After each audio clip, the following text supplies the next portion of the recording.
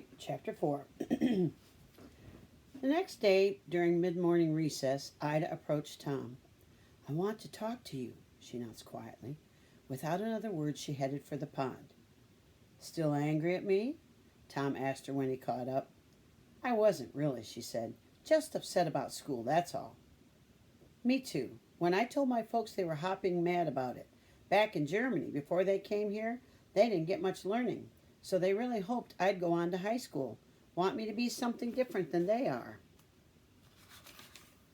At first, Ida remained quiet. Then, shyly, she said, I was thinking over what you said about my being the teacher.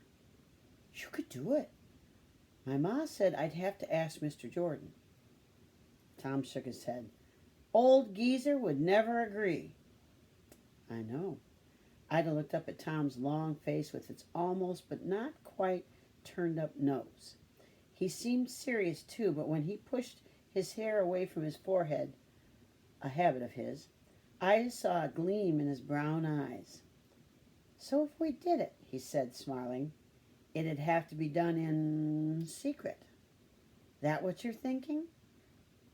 Ida nodded. And that means all the rest would have to agree. You game to ask 'em? Tom said. Ida took a moment. Yes, she whispered. Tom grinned. We've got to plan for when Miss Fletcher goes, Ida said to the other kids as they ate their lunches of bread with jam or lard, meat slices and apples. Already got my plan, Herbert laughed. One long vacation, and it starts day after tomorrow. You're always taking vacation, Susie said. Herbert flushed. Am not. Working. That's what. My dad says there ain't no laws can force me to go to school. Unconstitutional. Look here, Tom cut in impatiently. With Miss Fletcher gone and school closed, next year it'll be the same as if we all got held back a whole year. You mean repeat everything? Natasha asked, aghast. You heard Mr. Jordan, Tom said. School board won't bring in another teacher, which means you get no credit for the year. And Ida and I won't get our exit tests. I don't like tests, Susie said. Ida said, it's just Tom and me who need them. But I bet you'd hate it a lot if you didn't get credit for your whole 4th grade. Yeah, Herbert said. Then you'd grow up to be a dumb old maid like Ida. Ida gave him a dirty look. Charlie said, then what are you fixing to do about it? Ida felt her heart beat faster. Tom, she said, had a notion. Everyone looked at Tom. Who's the smartest of everybody here? He asked. For a moment, no one said anything. Then Natasha said, I'm the best speller, and you're best at math. But all in all, for high marks, I guess it's Ida. So I say, Tom said, Ida should become our teacher. My own sister, the teacher? Felix cried with such dismay. Everyone burst out laughing. I'm serious, Tom went on.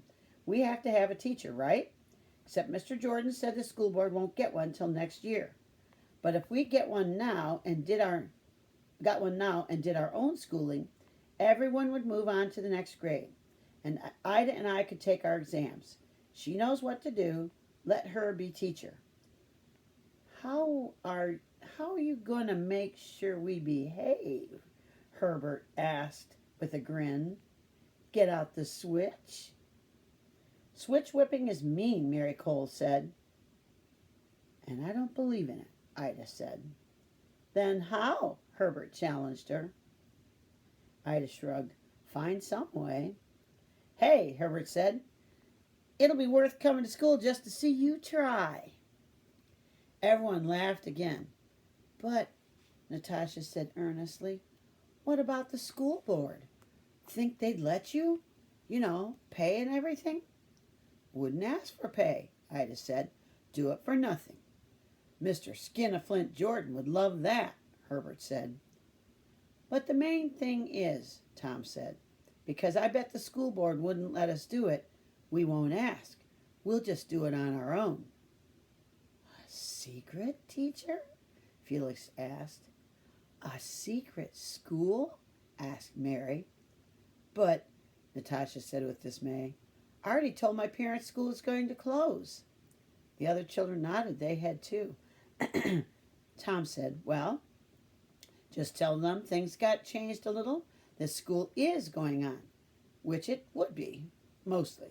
No fibbing there. But what if they ask who's teaching? Natasha asked. Say you don't know yet. People are going to find out at last day exercises, Charlie pointed out. Be too late by then, Tom said. Well, I do love secrets, Herbert said. All in favor? Raise your hands, Tom said after a moment. All 8 hands shot up. Then I guess, Ida said, I'm your teacher. The decision made, the children sat there waiting for Ida to say something. Just remember, she said softly, this really does need to be a secret. Now go play. When the other children ran off, Ida and Tom stayed behind. Ida sighed. I can't believe we're doing this. You nervous? I think so. Know what my uncle once told me?